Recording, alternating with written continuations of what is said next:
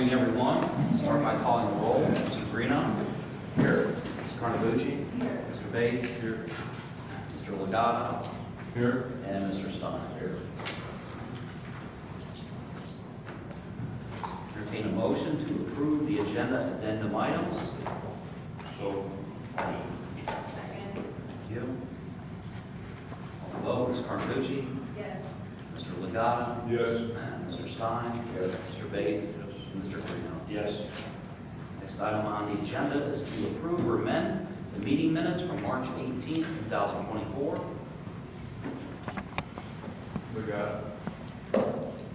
Les? Second. Thank you. Any questions on those meeting minutes? Vote. Mr. Legato? Yes. Mr. Stein? Yes. Mr. Bates? Mr. Greeno? Yes. Ms. Carnabucci? Yes. All right, next up, presentation of the financial statement for the month of March 2024. Don, you want to go over fund balances, please? Yes. For the month of March, the general fund had a beginning balance of $1,947,906 and an ending balance of $5,532,152. The land improvement fund had a beginning balance of $1,844,958 and an ending balance of $1,711,135. All funds combined had an ending balance of $7,243,287.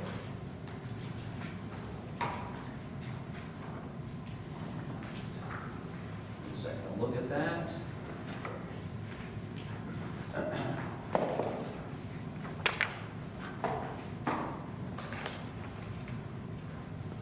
Any questions on the monthly financial statement? Okay, thank you. It'll be entered into the record. Next up, presentation of payment report for the bills paid for the month of March. Any questions on the bills paid for the month of March?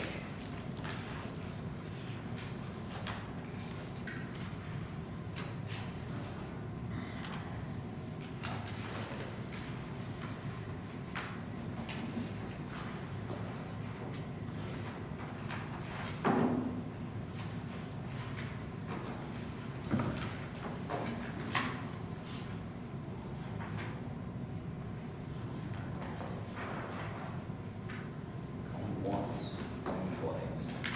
All right. Thank you. Payment report will be entered into the record. All right, moving on to old business. Planning update from Matt McHugh. Project-wise, just some things to note. Veterans Legacy Woods, the Coldwater Stream Restoration project. We did submit our final 100% design drawings to the EPA, who's the funding source. They reviewed it. They had a couple comments that we responded to, and Paul had a meeting with them on site on, I think, Thursday, and it sounded like things are moving along. So hopefully with that, we're still waiting on our Army Corps permit, but that would be something that construction will hopefully start later on in July or August of this summer. The remainder of the projects, the rotary, we awarded last month, so we're just kind of going through some notice of award and working out agreements in that. The Westwoods Bridge, that ODOT is letting, looks like they'll be awarding that contract, so that will hopefully get started later on this summer too. So that's about as far as the projects right now. Waiting for it to dry out so we start to cut grass across 28 Mark. So, any questions on the projects? We'll move into new business, and we will start with resolution number 2024, approving the countywide 911 plan for ORC 128.08. Resolution 224, whereas Geauga County has established a 911 program review committee as required by the Ohio Revised Code, and whereas the 911 program review committee has met and approved the Geauga County 911 final plan, and whereas the Geauga Park District Board of Park Commissioners has reviewed the final plan and discussed the same in an open meeting and approves the Geauga County 911 final plan. Now therefore be resolved that the Geauga County 911 final plan as presented by the Geauga County 911 Program Review Committee is hereby approved. Be it further resolved that this resolution becomes part of the permanent record of the Geauga Park District Board of Park Commissioners, Board of Geauga County, Ohio. So we've done this in the past, so a resolution to approve the 911. Our involvement is through our park rangers who are all on the 911 accommodations and the 911 plan. So, questions about that? How often do you do this? You know, I don't know. Bridie, do you know how often they meet again? Good question. We just had to do this in another political subdivision, so I'm assuming they're doing it again this year, but I'm not sure. It's not, I don't think it's yearly yet. Yeah, I don't think It's it's been like either. 5 years. Yeah, it's since I've seen 4 or 5 years.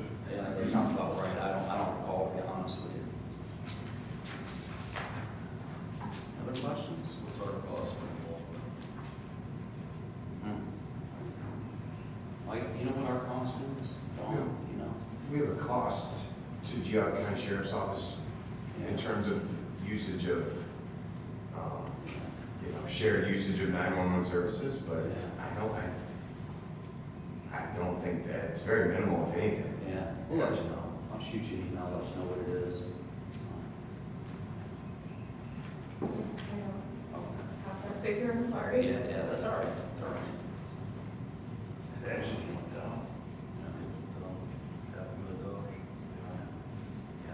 Yeah, but we will let you know. Make a motion. All right, thank you, Al. Second. Thank you. Any other questions?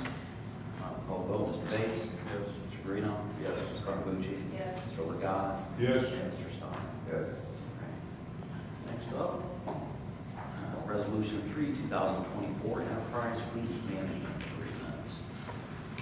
I'll start with the resolution.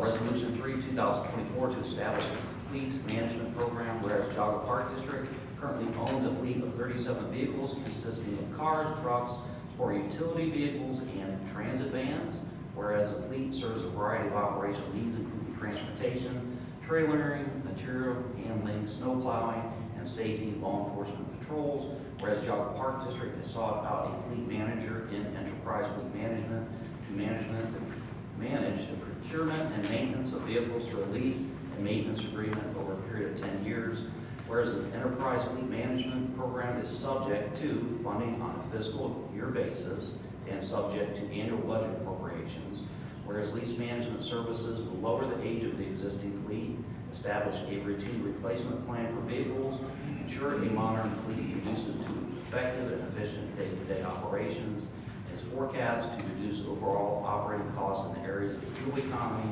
and vehicle repairs, whereas lease management services will provide enterprise fleet management, buying and selling power in the areas of vehicle procurement and fleet equity for resale, whereas maintenance management services through enterprise fleet management will provide repair claims negotiations and ensure competitive pricing for vehicle repairs, whereas the fleet management program will reduce Geauga Park District staff administrative time dedicated to managing vehicle procurement, vehicle repairs, and vehicle disposition, whereas the enterprise fleet management program is utilized by Summit Metro Parks, Toledo Metro Parks, and other government agencies to control costs associated with fleet management. It goes on to resolve the resolution should you decide to approve it. Going back up to some of the supplemental material, took a look at the Enterprise Fleet Management 10-year preliminary budget they presented. You can see that there in your memo from me. The 10-year average is $218,639. Want to explain why I ran a 3-year vehicle expenditure evaluation. The reason we did that was it's such a blessing to have UAN fiscal software now. So I was able to get actuals for the entire fleet for 2022 and 2023. And then, of course, our budget for 2024. So I took that 3-year average, and that 3-year average is $353,398. And there, then in your bottom table, you have I played devil's advocate against Enterprise, and I looked at what I estimate our 10-year savings would be as $1.3 million. Enterprise estimated a little bit higher at $1.6 million. So, some things for you to consider. want to have a discussion, but this is something I've looked at, not only this year, I looked at it last year as well. They estimated we could save last year. I've known a gentleman named Aaron Hoffman. He's a chief of operations for Summit Metro Parks. I emailed him. He said, John, for years, we signed an agreement January 2020. They have over 70 vehicles leased with Enterprise. I also talked with Nate Ramsey. Nate is the chief of operations for Toledo Metro Parks. They utilize the same program. So they've been pretty happy with it. I think one of the benefits to us is our annual average for our entire fleet is 7,600 miles per year. So a lot of times when we go to get rid of these vehicles, we get best pricing through dealer trade-in, or we put them on gov deals, and that's where Enterprise can do a little bit better job of moving our vehicles out and getting a better value, essentially with the equity of our fleet. So larger organizations, for example, talking with Nate at Toledo Metro Parks, they like it because it helps with the cash flow situation. The offside to a program like this is if we ever had to buy out the equity in the fleet and an executive director in the future didn't want to utilize this program, they would have to buy out the equity in that fleet and go in a different direction. We are not committed, although it is a 10-year forecast. We are only committed on an annual basis. There's language in the contract that recognizes if you don't have the appropriations for vehicles, we can't buy the vehicles. So it's dependent on fiscal year budget. It's dependent on annual appropriations. So it's be working well for Summit. It's working well for Toledo. As I understand that Lorraine County also utilizes it. So I don't know if that's their sheriff's department. So I wanted you to consider this resolution and make a change in how we do vehicles. Another benefit I think would be would help us a lot is that claims negotiation on repairs. What we currently do is we go to various local mechanics, we do our best to negotiate repairs, but I think that they will I think they will help with the claims negotiation for what repairs are needed, cost savings within those repairs. So that's our line of thinking on enterprise fleet management. Any questions? I got a couple. Yeah. In your expenditures for 22, 23, 24, does that include, is that just repairs and maintenance, or does that include vehicle purchases? I've got it right here. Vehicle purchase in 2022 was $209,000. In 23 it was $89,800. Our fuel in 2022 was $100,000. In 2023 it was $82,000. Our contract services, so this is all our mechanics for vehicle repairs, in 2022 is $44,900. In 23 it was $65,700. And vehicle supplies and materials, so everything from oil to add-ons to some of the vehicles. In 22 it was $35,009. In 23 it was $12,008. So That's if your 2022, you had 391 total, that included 209 purchases. correct. Yes. So you subtract that 209 from the 391, that'd be a comparable number to the 144. Yes, that's correct.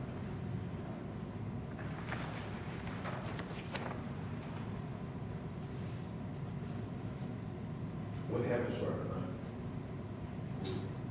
They will slowly move it out, taking advantage of the equity. So this year they're proposing to move out 5 vehicles.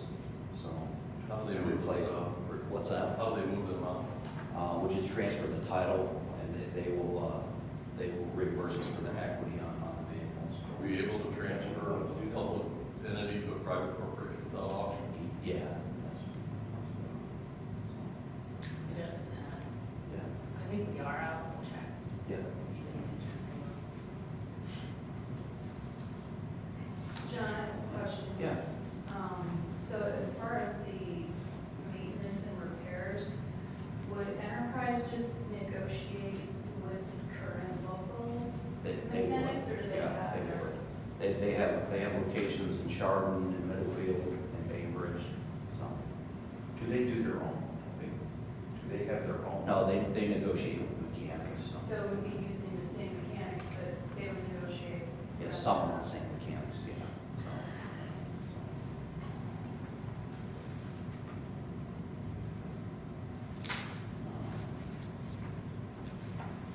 And if there are still questions, we could table this motion and bring it back. Let me describe how we currently do things. So, one of the challenges we've seen post-COVID is a good competitive government contract for vehicles. And, you know, if Matt wants to jump in here, but you look at the government contract for vehicles and you'll see very little. So since we've done post-COVID, we've gone to our local dealerships, we've tried to negotiate the best price vehicles, things of that nature. Back in the day, you know, 20 years ago, you could jump on the government contract, and Classic would carry it. You know, Valley was a big one down in Cleveland. They would get us trucks, cars, so on and so forth. That's pretty much So, there. yeah, so it's been a challenge to find good government contracts and good government pricing on vehicles. Then the other portion of that too is we see repairs just inflate. You know, you take these vehicles into a dealership and they come back and say, oh, by the way, you need 4 tires. I drive a Chevy Equinox for the Park District.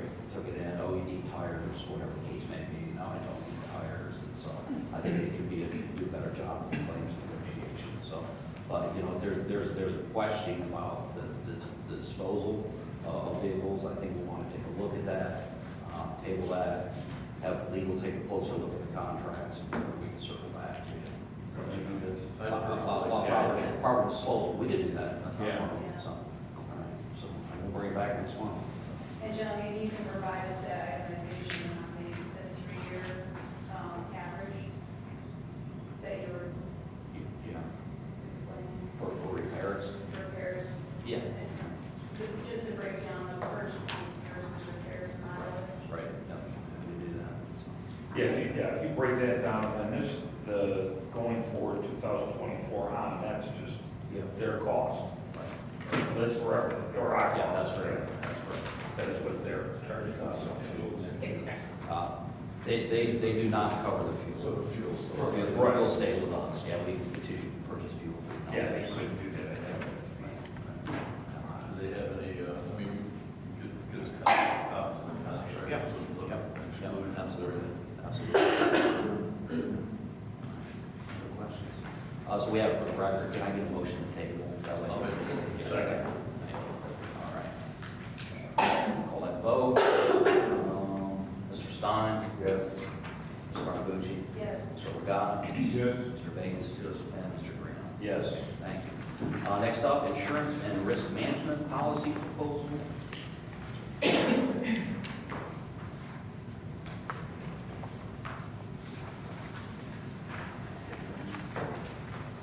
Memorandum from me, Commissioners, in 2023, Commissioner Carnegie requested we evaluate our annual insurance and risk management policy costs.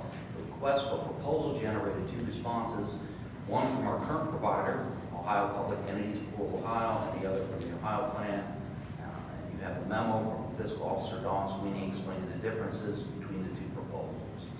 We are requesting the Commissioners vote on one of the 2 policy proposals at this meeting. So we've received a total of 5 inquiries. We received an inquiry from Taylor Oswald Group, Gold River Insurance, Jackson Beacon and Associates, but ultimately, we only received the 2 proposals, as I just mentioned. One from Ohio Plan, the other from Public Entities, both where we're currently with. To give you a sense of public sector carriers, when I was at Ohio Parks and Recreation Association this year, I saw Public Entities Pool of Ohio and Ohio Plan Risk Management. We worked with Ohio Plan Risk Management at one time when I first took over as executive director. We switched to Public Entities Pool of Ohio. The reason that we did that is we felt they provided better services, and at that time they were at a lower cost than Public Entities Pool of Ohio. As you'll see, Ohio Risk Management Plan did provide a lower premium. However, I do not feel it's a proper response to our proposal in that as Dawn cited there, they undervalued our assets by $5,954,000. So, and what's odd about that proposal, and the reason we don't feel it makes the cut, is we provided Ohio Plan with our current plan, with the current value of our assets, so. And that was part of the RFP? Yes, yeah. So, just for, I mean, if they didn't respond to the RFP as it was written, Typically, yeah. that gets thrown out anyway. Right, typically, we would kick it. So, Yeah. Yeah, part of, we provided, yeah, so I don't know how you undervalue our assets by $5 million, but I had Don Sweeney providing all the people that inquired, Taylor Oswald, Full River, Jackson Deacon, Ohio Plan, we provided all of them with the valuation of our assets and our current policy, so, yeah. Did they provide any explanation why they undervalued by that? We typically, at the RFP level, we typically don't enter into those conversations, because then her name is Lori Highland is the carrier, as is Zucro, the carrier from Public Entities Pool. We wouldn't allow them to resubmit another proposal. So when you submit an RFP, it's one time, Right. and you can't, there's no discussion, it's whatever the RFP states. If we wanted to go that direction, we would have to open up another RFP, but I can't do their thinking for them. So, yeah. The RFP is very general in nature, but as part of that, each and every one requested all the documents associated with our current policy under Public Entities Pool and the carrier Jim Zucco. Is that correct, Dawn? Yeah. If you have to compare Yeah. whatever, that's an agreed upon value. When we're with Ohio Plan, we're with another carrier. I'm not going to say who that carrier is, but we had challenges with our claims. We don't have a lot of claims. We've never had a challenge with getting a claim approved through Public Entities Pool. I feel Public Entities Pool is a much better risk manager when